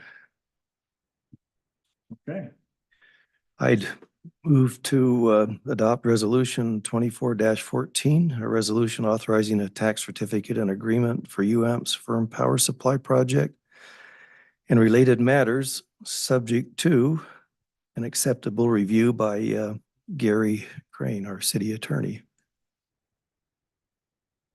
I'll second that, Mayor. okay, we have motion from Dave, second from Jeffrey. Dave? Mayor, Oh, can I yes. just make a comment? I'd like to reiterate that this was discussed, Good vetted point. pretty thoroughly prior in our work meeting, so. Yep, reference that. Absolutely. Aye. Tony, Aye. Jeff. Aye. Jeffrey. Aye. Okay, Denise, that's unanimous. Okay, item E. Adoption of resolution regarding interlocal agency agreement for the Morgan County Rural Planning Organization, resolution 24-15. So Ty?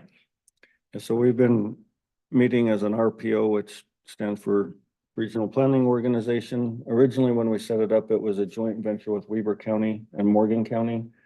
And we've since restructured. Now it's just Morgan County and Morgan City are the two entities that participate. It is a transportation planning committee, so it's a chance for us and the county to bring all of our transportation projects together. We've already worked on a formula to rank and rate projects, so we can bring all of our projects together, rank and rate them based on the criteria that we set, and then they would make a recommendation to the COG, the Council of Governments, for approval. There's a corridor preservation funds, and there's a local option sales tax that both require Council of Government recommendations. And so this group is basically the working group that gets all of the work done on transportation needs. So it doesn't have to just be handled in COG, and then the COG can just look at it, ask questions, and recommend funding certain projects depending on, you know, how they rank and rate. So the Wasatch Front Regional Council is who we pay. We pay half. The county pays $4,500 and we pay $4,500, and that pays for the staff time. Julie Bjornstad is a huge resource to us. She comes to every meeting. She does all the minutes. She does the agendas, and then she's put together all of the criteria, and will be compiling all of our projects for us into one document. So in my opinion, it's a good use of resources, and That's an really employee of Wasatch. Wasatch Front Regional Council. She does a great job. So a lot of value there, as long as we're willing to participate. You know, it's what you put in, what you get out. But I feel like we're on a good path, and it'll really pay off once we get the projects all ranked and rated. And we do have a regional plan that we can refer to. So as we go after funding for our individual projects, we can refer back and say, yeah, this hits a priority. This is like third on our priority list. So outside of COG, it also gives us a little bit more support for projects we go for funding for. So, Is it any different since that Ogden's no longer in it? Is it yeah, that way? a little better participation. So we had a hard time. So it was Huntsville, The Ogden Valley. Ogden Valley. it was Huntsville and Weber County. And Weber County and our county didn't really relate. Have a lot in common.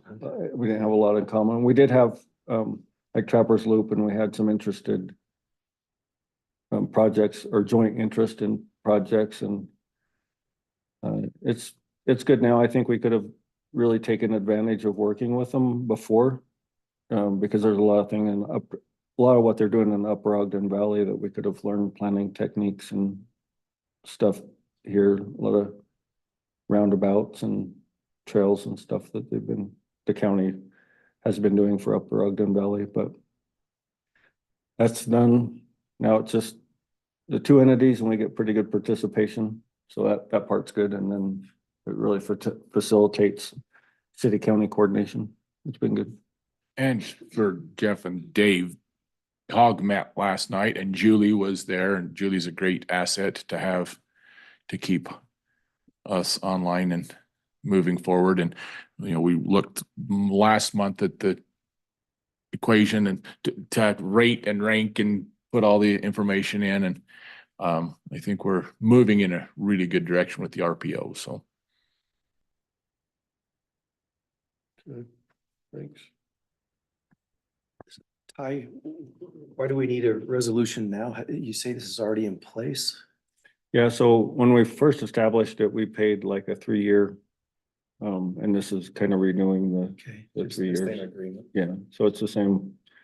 It's just on an annual basis now, cause the first Oh, one was like covered the first 3 years, and now we're just We'll do re-upping this every every year year. now. Yeah, we'll just re-up it every year. It looks like it's for 3 years.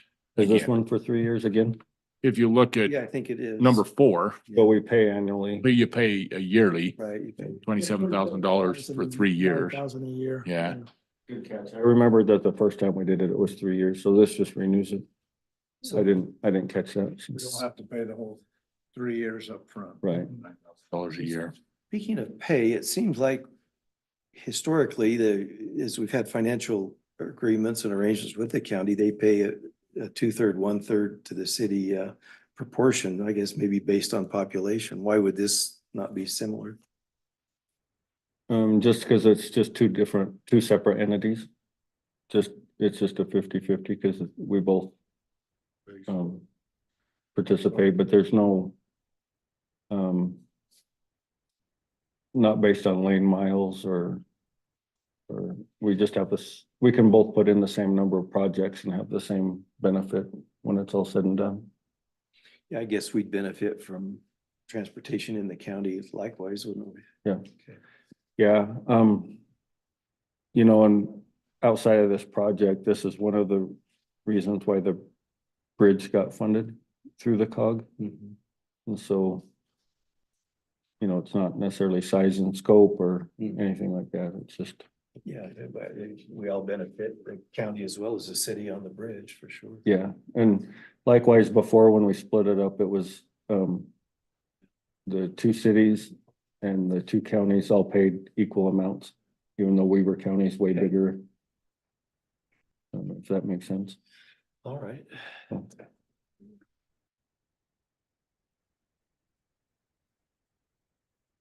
I think it narrows it down good myself, with the projects and Yeah, it's kind of, a good process. yeah. It is a good process. Or better process than what we've had. It's a learning process, but I actually think we're getting there. Yeah, it's moving in a better direction than it's been for you. Work in progress. Yeah. Okay, Are you ready for a motion?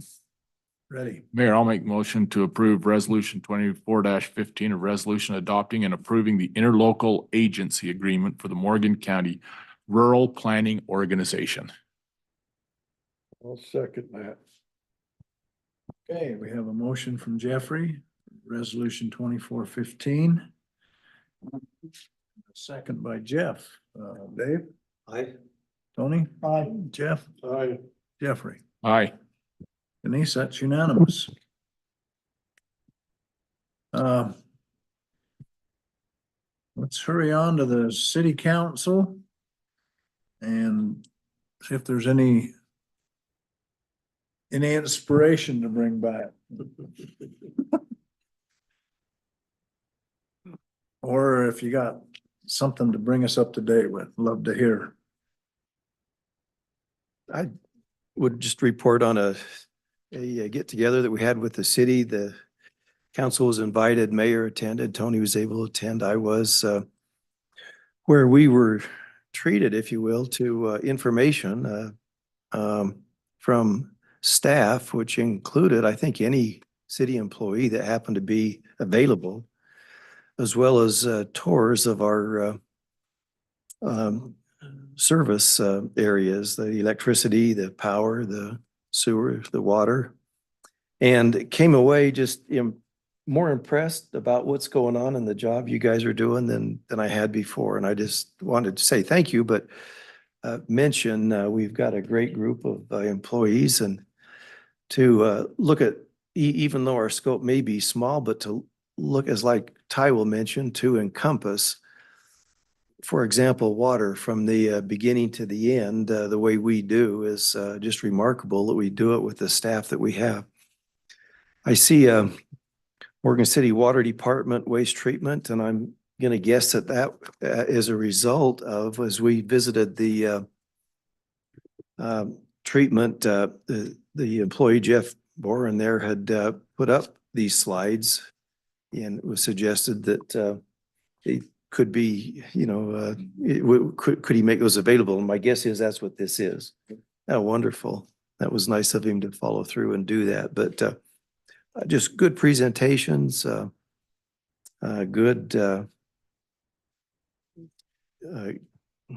just good work from the staff. It was impressive. In fact, I'd suggest to do it again, that it could be expanded from what we did. Comment, Denise? I'm still letting know that Jeff had made those. but no. Yeah. Yes.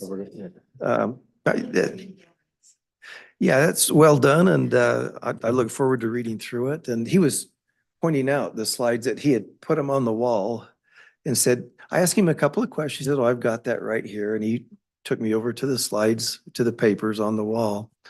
And it was impressive to watch, to look at the analysis that he started doing. For example, he was able to determine one of our events that didn't pass the testing. He was able to look at weather conditions, if I remember, on that day, and see that there were several factors that came into play that probably contributed to that test not passing, with an idea or a concept that if we have similar conditions down the road, we may have to make changes or may anticipate something coming up. So it was, we're not only, and again, you just felt this throughout the entire process, whether it's electrical meters, whether it's a substation, the work that Denise does, you just felt that instead of just going through the motions and doing the job, we've got a group that are thinking through things, and they're thinking forward. That's a credit to Ty and the work that you're doing too. So thanks to the staff for all that you do. The end. Okay. I was impressed by it, actually touched by it, how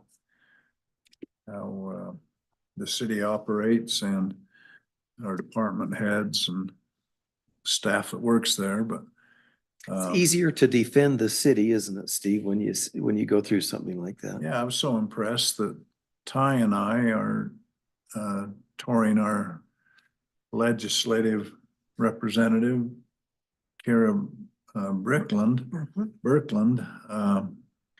Friday, and sort of kind of doing the same things. We're going to show her some projects that we're doing and how the city is, in my opinion, even coming back from the convention, is we live in an awful good place.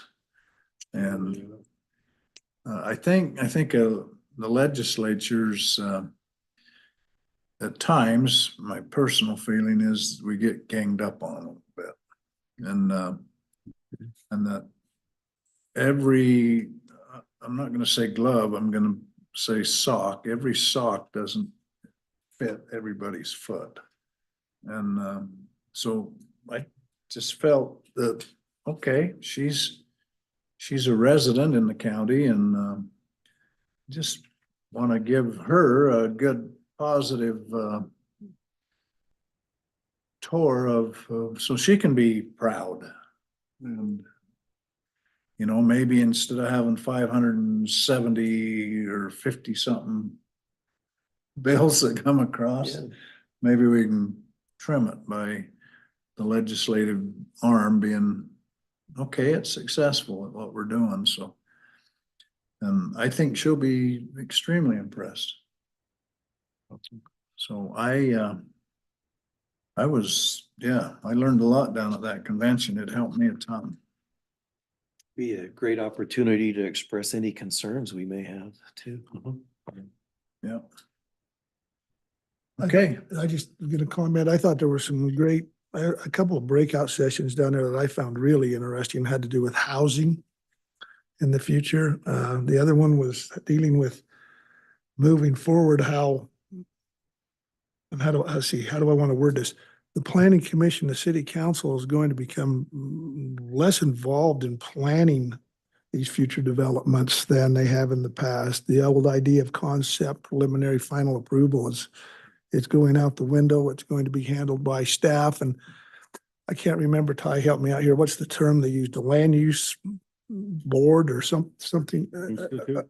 Authority or something that'll be Oh, involved in the planning process of these Land use authority. land use authority, yeah, and who can sit on those boards, and it was interesting. So us as city council members, we're not going to be involved in the planning process nearly as much in the future as maybe we have in the past. It's just, we'll just be, a legislative body and making ordinances and doing that type of thing, and stepping back from the planning process like we maybe become accustomed to a bit, and the planning commission as well. So I thought that was an interesting conversation we had that one day. So yeah. So what you're saying is 30-minute meetings, Yeah. council meetings. Yeah, that one meeting I was in down there, I think that guy, I think we could, Cameron Deal, I think he could have spent 8 hours on that one, but yeah, yeah. But yeah, there was But the nice thing about that 30-minute meeting, there'll be a lot of pre-meeting. Yeah, leading up to Before it hits to here. a lot of work meetings. yeah. Okay, any more? Okay, Ty? So, just a couple things.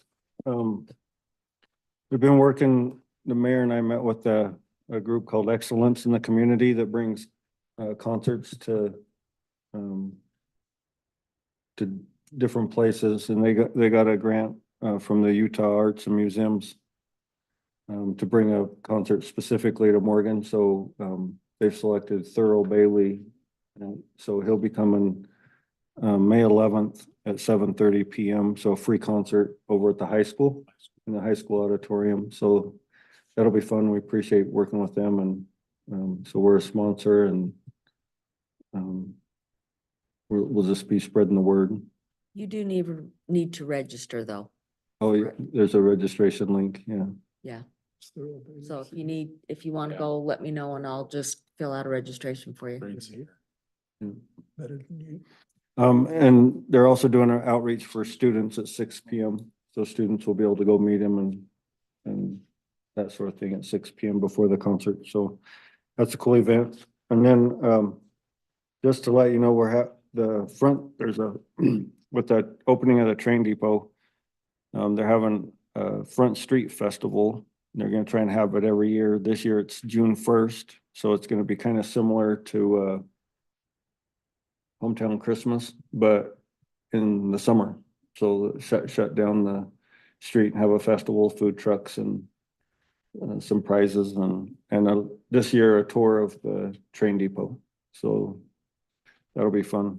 Just put that on your radar. Didn't we see somewhere where the big boy will stop in Morgan? Yeah, but not that day.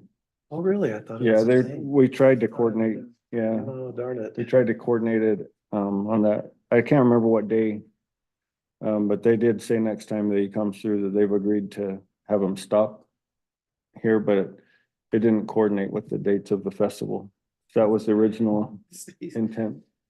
Steve and I sat with the lady from Salt Lake that works for the state, and we told her that it was gonna be here on that day.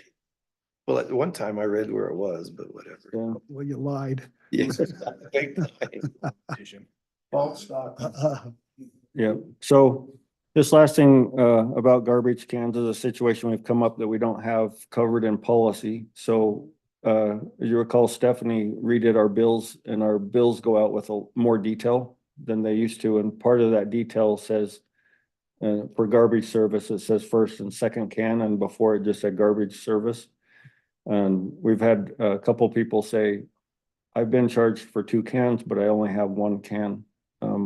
One of the residents said for the 16 years we paid for 2 cans, but we've only had 1 can that entire time. And so they want to know what we want to do to make that right. I can't put a credit on someone's account. We've closed, 16 years is one thing, but the premise is at some point, that account had 2 cans. That's why we bill for 2. Sometimes people are supposed to let us know when they don't want that can, but sometimes the cans get relocated to a different address. Especially in between a move or something like that. And so they missed it, we missed it, but we also don't audit. We don't drive around and Count Count. cans. count cans and that sort of thing. And so we could we need to actually have a policy on it. We need to draft a policy, but we need some direction from council. One thought is you could just honor it and say, you know, it'd be about $3,000 for the 16 years. We can credit an account, or we can do a service going forward. So, you know, we won't charge you for the next a little bit of time. You can decide how far back to go. How much of it's our error, I don't know. So just the one that you're aware of? No, there's a couple, 16 years is the extreme case. Others have been like, hey, I haven't had a second can. And there's a handful of them. More will probably notice once we talk about it. People will go check their bills, which is good to get it Well, that's what we want. squared up, but our question will still be, where's the second can, right? Like, Yeah, we're gonna end up. you gotta turn the can in to correct that. This case, we've just corrected it moving forward. But another thought is we close out budget years every year, and that's something else to point to. It's like, well, that year's closed, and so we can just work in the current budget year, or statute of limitations is 4 years. If you took something through the legal system, you don't have a claim past 4 years. And so kind of a hard thing to deal with. I don't know that it's gonna be super widespread, because I do think that we do a really good job of keeping up on our billing. It's just like one of those things that if we do have a lot of people show up, we're gonna have to ask, where's the second can? We do have notes. So since our new accounting system in 2019, I think we have notes on accounts. But prior to that, we have no record of so-and-so came in and asked for a second can. 17? Oh, yeah. The second cans that we show. I don't know that. I didn't think there was a lot. Yeah, I don't know. You can, I mean, Wasatch Integrated, they know that, and I'm sure the city Yeah. knows that, but. I can we find- would know. I just don't have that report. I didn't prepare that from. So could you just, moving forward, could you say won't charge you for that service for a period of time is that an option? Yeah, we just have to, we can put on their billing date when it would automatically start billing again. So you could do a credit moving forward, or same thing. I'd rather just put money on the account if it's in the same budget year, it'll settle out on its own. But if you put a credit on the account, it'll just apply. But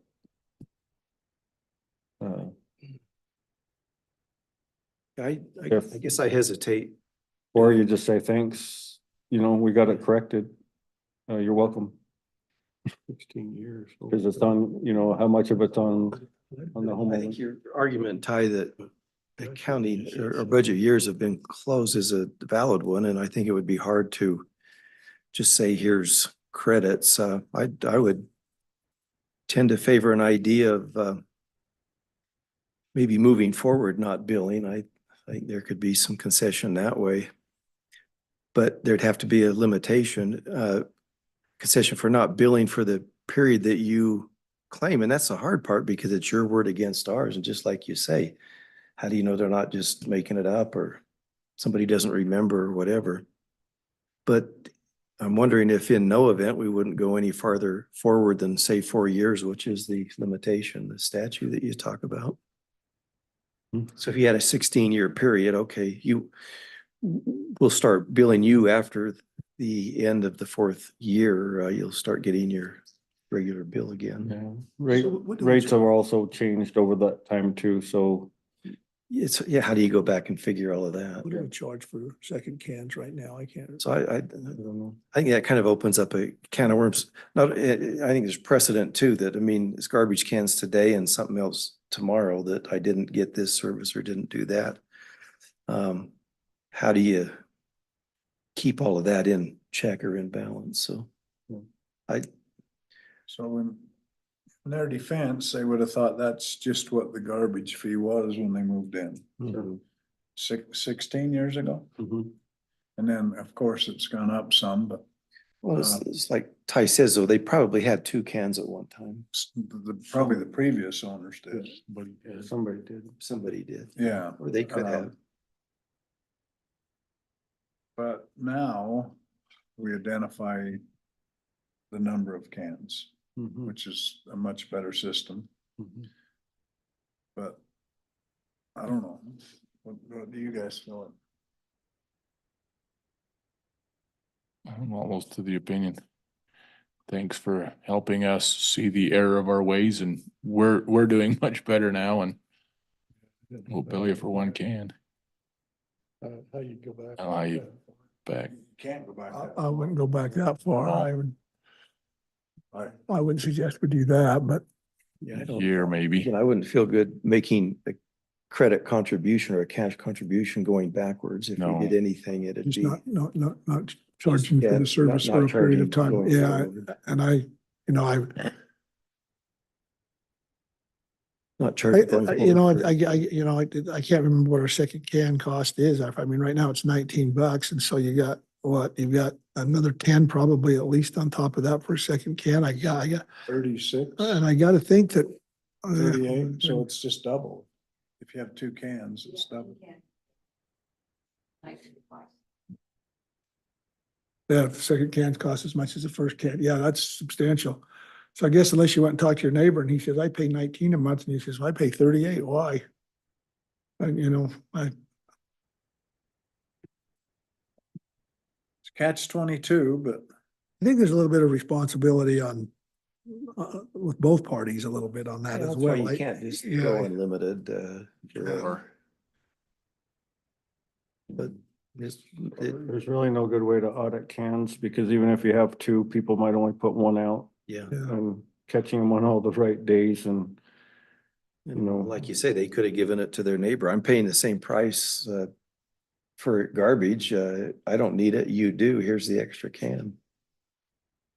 And nobody'd ever know. So anyway, if we can propose a policy, it would be good to adopt one. And just say this is all, up to amount. Years wise, we could do it paying, we won't charge you moving forward for X amount. yeah. But cap it, you know what I mean? Yeah. Or just within the same budget year. We won't, or So it means you just have to find whatever you're comfortable with, just so we can. which means we'd wait till August to um, issue a credit on their bill, not from Well, we August fixed, to yeah, we July fixed it 31st. now, and then it would just, You can just go ahead and overlap them. yeah,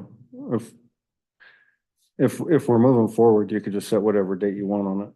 Okay. And that wouldn't have to necessarily be in a budget year. If you're going back to issue a credit, that's what I'm saying. It's Okay. like you're borrowing Yeah, I don't think. money from a past budget year that's already been closed out, No. complicates That it. just isn't good accounting. Right, exactly, yeah. Even your CPAs are gonna have heartache with that, I would think. Yeah. Yeah, our accounting just doesn't work that way, Yeah. but just depends on how much you wanna say is Well, I guess consumer's responsibility versus the city's responsibility. But I guess in a situation like this, I would have to think, how would I feel if I were in their position, Yeah. you know? How would I feel knowing that I'd been overcharged or?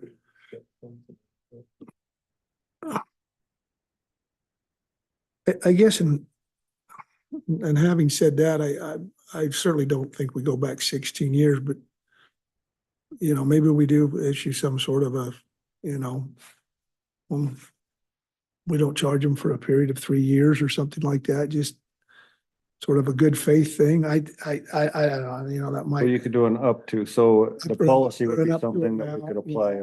You know, If accounting was bad for 1 year, we would only do 1 year, 6 months. up to 3, and then we cap it at whatever date. Whatever the And then cap we would is. have the same policy if there was more of these.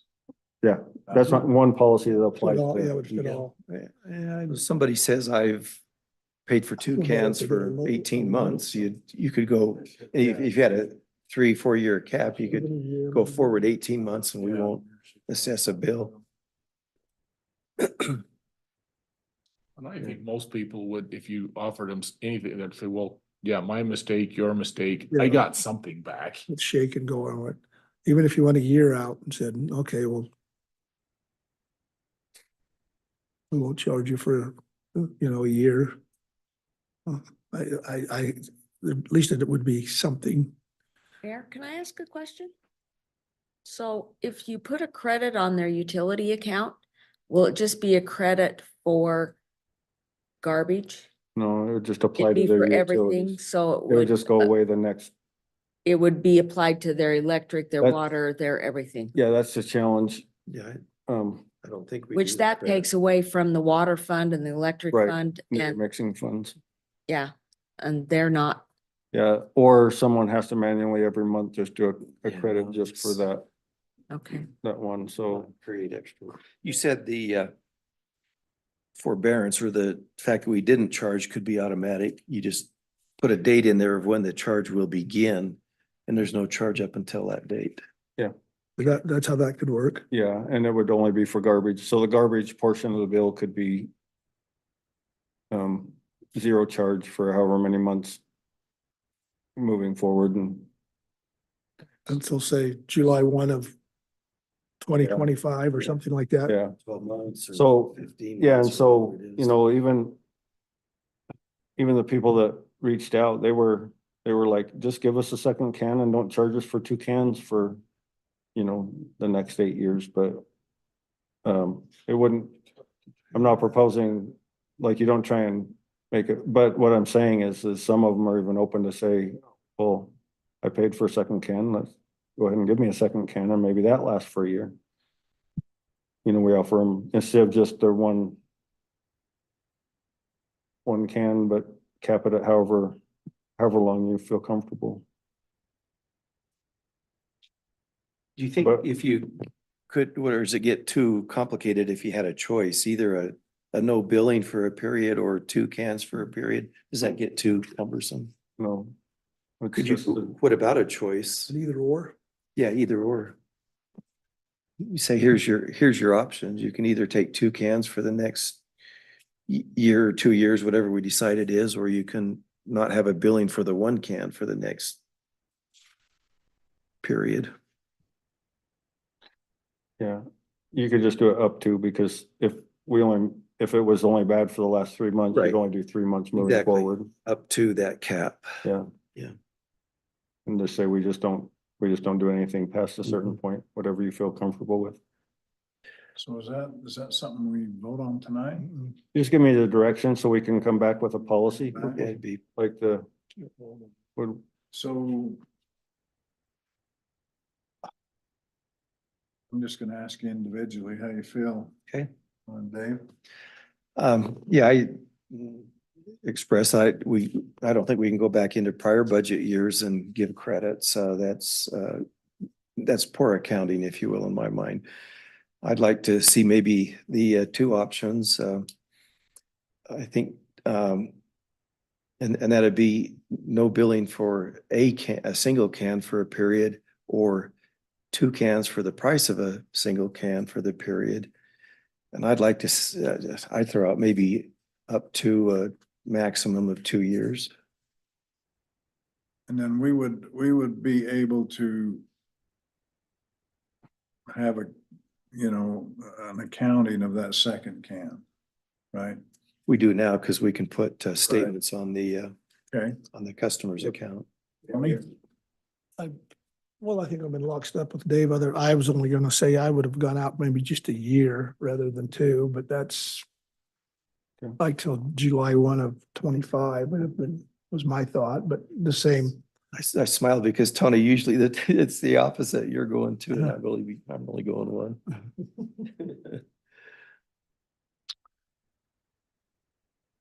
Yeah, 1 year.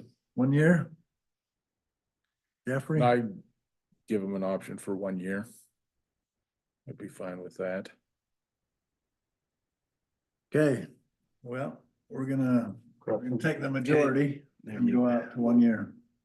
Well, and we'll craft it so you can have time to think about it. Yeah, Yeah, for sure. Work with the mayor on kind of the feedback he has tonight, and if he has preference, he can, when we get into drafting it,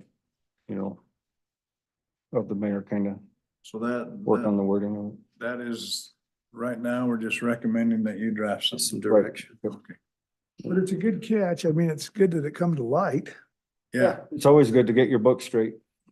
So It'd that's, be nice with the ones that got 2 cans that only came from one couple. Get a can back. you think there's some of them? I have 2 I bet cans, there but I don't is. know if I'm paying Just for like- 2 cans. Well, you don't take care of your bills. I said some of those cans have gone somewhere. You don't know. I could be broke and not know it, Tony. Well, that's okay. It's a good way to be. Yeah, as long as you don't know. Okay. Yeah. All right. Okay. Thanks for the updates. Do you have any more, Ty? no, Okay. Item 7, I need somebody to move us on into a closed session. And we'll give Denise the time she needs. Mayor, I will make a motion that we go into an executive session to discuss pending or reasonably imminent litigation. Second. Okay, we have a motion and a second to go into a closed session. Dave? I. Jeffrey? Aye. Jeff? Aye. Tony? Aye. Okay, Denise will let us know when